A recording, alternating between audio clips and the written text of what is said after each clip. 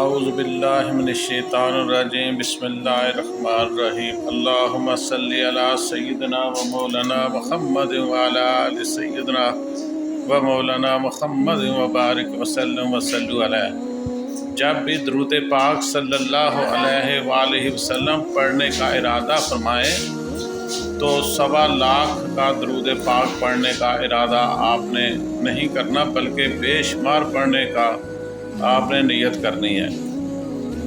آپ کسی وجہ سے اگر درود پاک نہیں پڑھ سکتے تو اللہ تعالیٰ ہمیں اس کا اجر و ثواب دے گا۔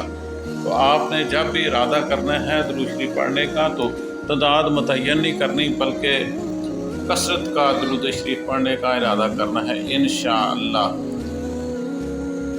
جب آپ نیت کرتے ہیں تب ہی اللہ تعالیٰ آپ کو اس کا اجر و ثواب دینا شروع کر دیتے ہیں۔ تو آپ پھر نیت زیادہ سے زیادہ کی کریں، کثرت سے پڑھنے کی نیت کریں تو اللہ تعالیٰ آپ کو اس کے مطابق جو ہے وہ آپ کے اعمال کے مطابق جو ہے یہ آپ کو صلہ دیں گے۔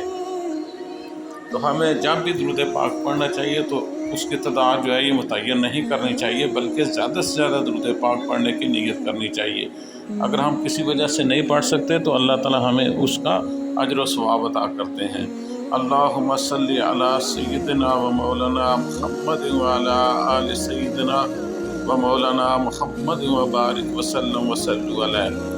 درود و سلام بکھیرتے جائیں، آپ کو اللہ تعالیٰ اس کا صلہ دیتے جائیں۔ آئے میرے ساتھ مل کر آپ بھی درود پاک پڑھیں۔